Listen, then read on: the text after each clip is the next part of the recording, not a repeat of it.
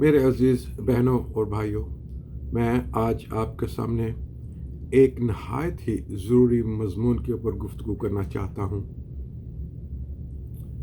ये मज़मून जिसका उन्वान है नई नस्ल की रूहानी इन्हतात की अफसोसनाक कहानी। New generation, A sad story of spiritual deflection. ये फ़िक्र की बात है कि हमारी नई नस्ल स्पिरिचुअल डिफ्लेक्शन का शिकार क्यों है। आइए इस मज़मून को सुनते हैं। चंद साल पुरानी बात है कि मैं कंप्यूटर पर अपनी बाइबल के मज़मून की प्रेजेंटेशन के लिए काम कर रहा था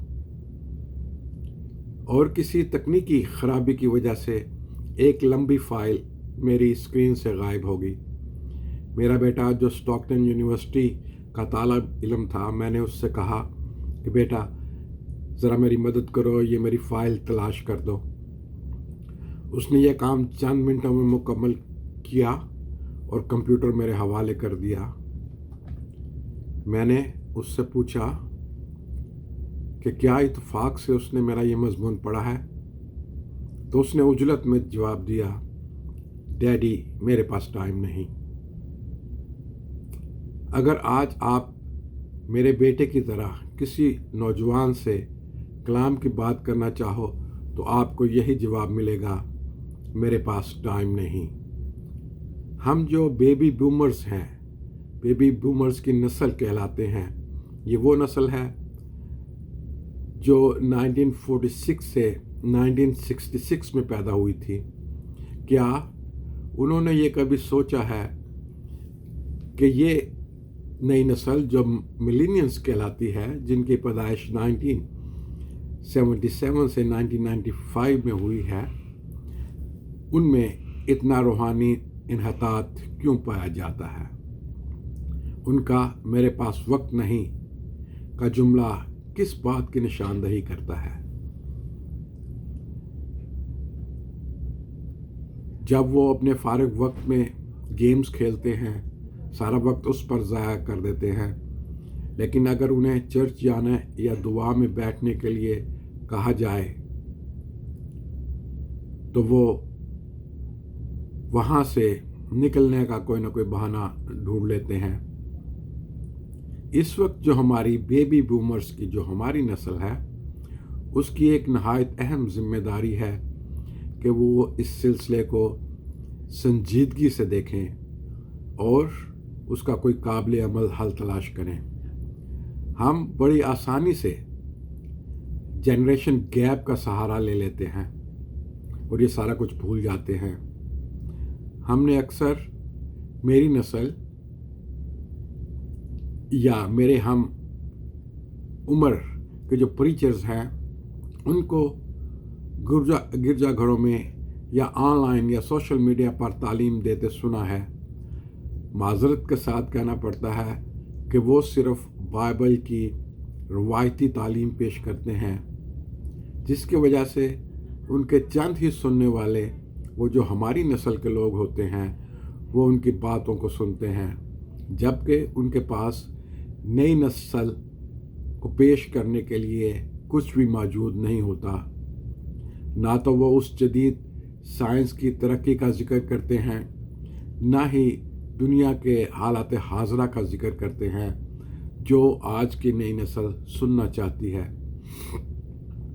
और जब उनको हमारी नस्ल के उस्तादों से कुछ नहीं मिलता तो वो फिर हालात हाजरा के रूहानी जवाबात के बजाय गैर मजहबी मीडियम का रुख करते हैं और फिर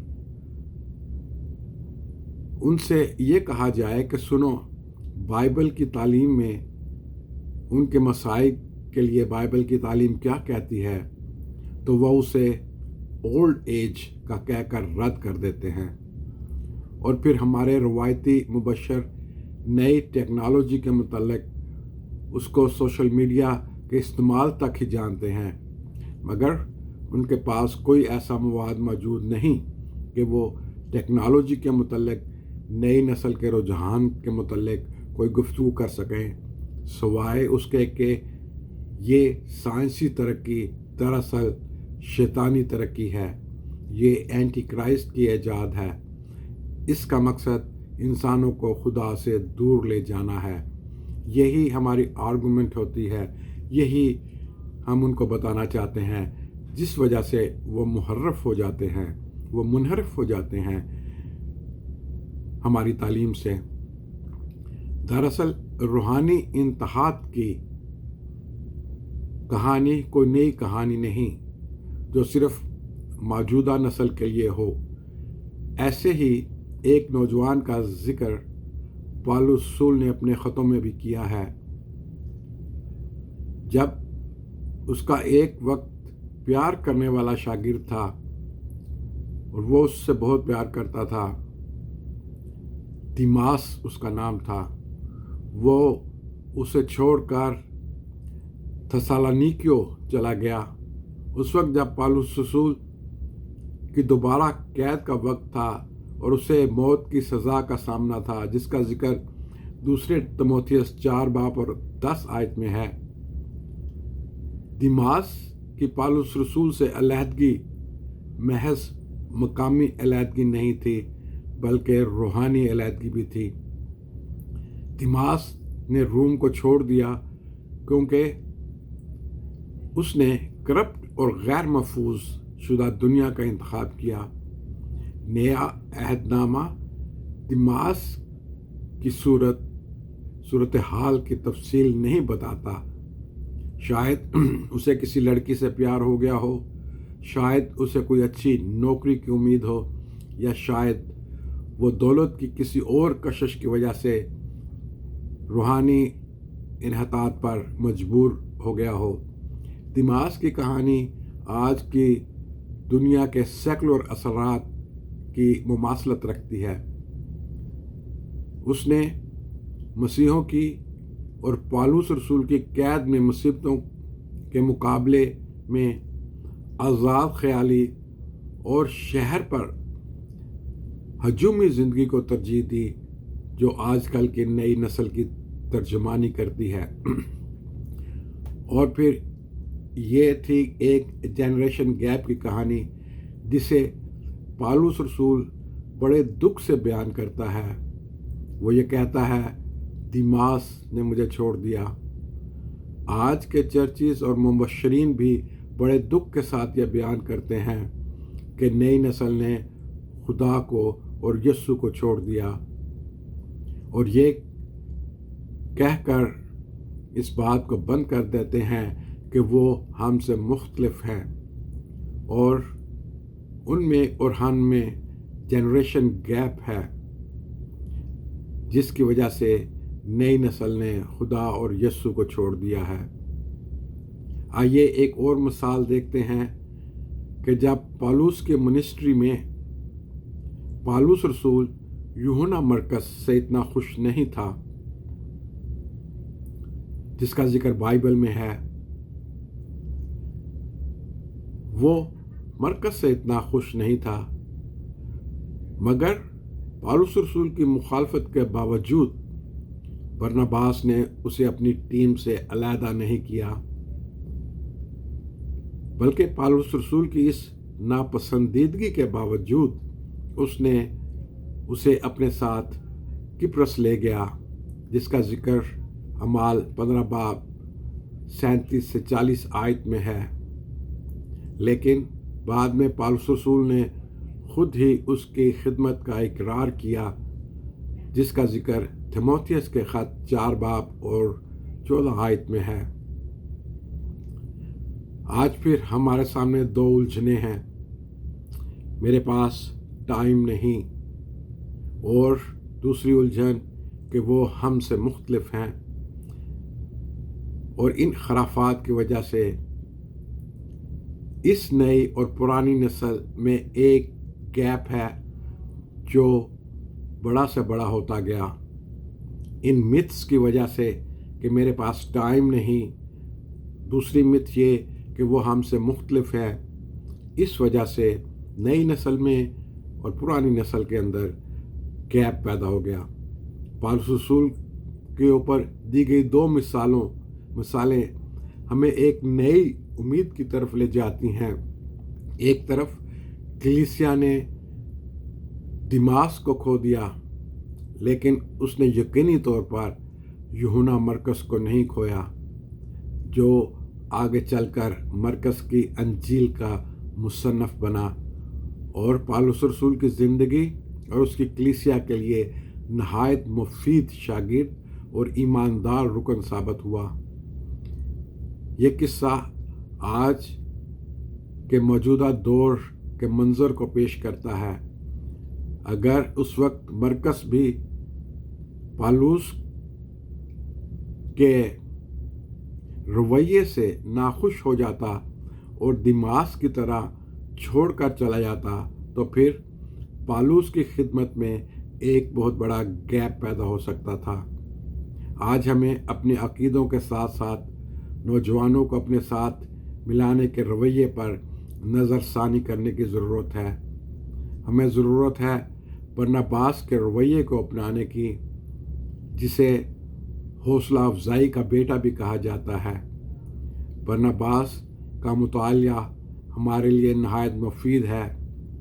अगर हम आज के नौजवान के ईमान के बारे में फ़िक्रमंद हैं, तो बरनबास जो कि नए ख़यालात को पसंद करता था, उसकी तरफ तवज्जो देनी चाहिए, जिसका ज़िक्र इमाल 11 बाब 23 आयत में है।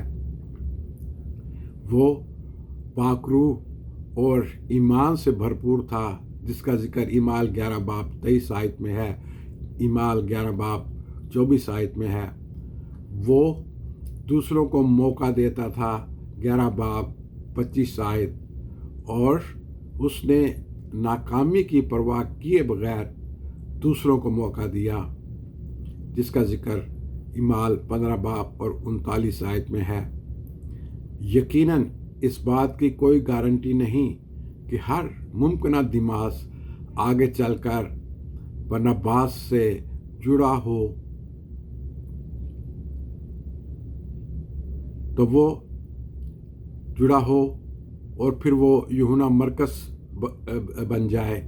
लेकिन इसमें कोई शक नहीं कि बहुत सी तनकीदें कलीसिया के नौजवानों के साथ बेरग़बती का बायस बन रही हैं, और उन मसाइल को बरनबास की अहलियत के मर्दों और औरतों के ज़रिए मौसर तरीके से यकीन के साथ निपटा जा सकता है।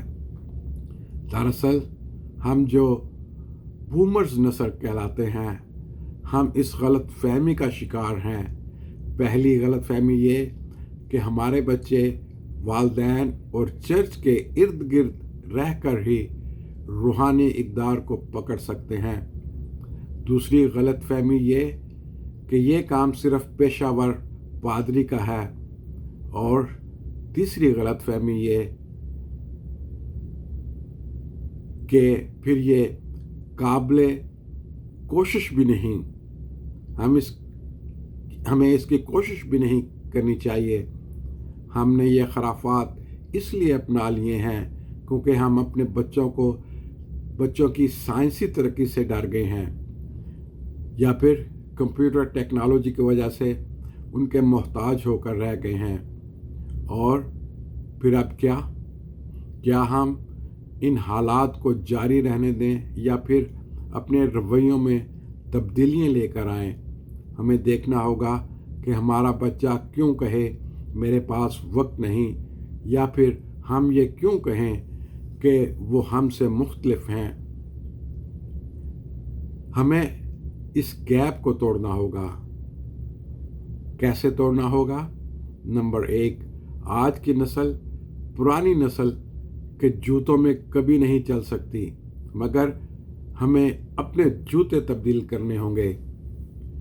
हमारे वो प्रीचर्स जो खुदा की तरफ से बिशारत का बोझ रखते हैं, उनको मौजूदा साइंसी तरक्की और साइंसी रुझानात से अपने आप को रोशनास कराना होगा। बेशक ये नहीं कि वो नए सिरे से तालीमी इदारों में दाखिल हो जाएं, मगर आज के इंटरनेट की सहूलत से वो फ़ायदा उठा सकते हैं और फिर नई नस्ल की दिलचस्पी के लिए आज की दुनिया के नए किरदारों को पेश करना होगा, बजाय उसके कि हर दफ़ा पुराने अहदनामों को के हीरोज़ का जिक्र किया जाए जिन्होंने खुदा की कुदरत से फतूहात हासिल की थी, बल्कि उनको ज़ाती जद्दोजहद के मुतल्लिक़ बताना होगा। जैसे आज का नौजवान अपने लिए जद्दोजहद कर रहा है। जब आप ये कहेंगे कि साइंसी तरक्की तो शैतान की पैदावार है, तो नौजवान पूछ सकता है कि पादरी साहब, आप फिर इसका इस्तेमाल क्यों करते हो? गाड़ी या स्मार्टफोन ये वक्त के तकाज़े हैं। अब हम बाइबल के उन मज़ामीन को पेश करें जो नौजवानों में बाइबल को पढ़ने में दिलचस्पी को बढ़ाएं, ना कि उसको एक तारीख़ी किताब समझकर बंद कर दें। कई कलीसियाओं के नौजवानों के प्रोग्राम जो वो मुरतब करते हैं, उनमें वो दाऊद जैसे किरदारों को पेश करके ही ख़त्म कर देते हैं। इसलिए इन प्रोग्रामों को नए सिरे से हमारे जैसे जो बूढ़े लोग बनाते हैं, उनको ये समझ लेना चाहिए कि आज के नौजवान नस्ल हमारी जवानी वाली नस्ल नहीं। हमने अपने जवानी में कब इंटरनेट और कंप्यूटर इस्तेमाल किया था? क्यों नहीं यूथ प्रोग्राम्स बनाने के लिए यूथ को शामिल किया जाए। अगर हम रवायती मुबशरीन अगर नौजवानों का ज़रा भी दर्द रखते हैं, तो उन्हें अपनी कंफर्ट जोन से निकलकर तहकीकी जोन में कदम रखना होगा, जहां वो नौजवान से उनकी ज़रूरियात के मुताबिक गुफ्तगू कर सकें। और यही बात दूसरे मसीही अदीबों, शायरों और लिखारियों के लिए भी कारआमद है कि हमारी गुफ्तगू, हमारी प्रोग्राम्स, हमारी तहकीक इस किस्म की हो कि जो नई नस्ल की तर्जमानी कर सके। हमें बार बार पुराने अहदनामे के हीरोज़ को पेश नहीं करना, बल्कि नौजवानों की आज की जो उनकी मेहनत है, जो उनकी जुस्तजू है, जो वो तरक्की करने के लिए आगे बढ़ना चाहते हैं, उनको साथ लेकर चलना होगा। और ऐसे प्रोग्राम मुरतब किए जाने चाहिए जिसमें नौजवान खुद शिरकत करें और वो खुद वो प्रोग्राम बनाएं। कलीसिया के प्रोग्राम हों, यूथ ग्रुप्स के प्रोग्राम हों, या दूसरे तरक्की देने वाले प्रोग्राम हों। समाजी तरक्की, उनकी मुआशी तरक्की और उनकी मजहबी तरक्की के लिए हमें वो प्रोग्राम मुरतब करने होंगे जो कि उनकी ज़रूरियात को पूरा कर सकें। उम्मीद है कि आपको आज की मेरी ये गुफ्तगू पसंद आई होगी। Thank you very much and have a nice day.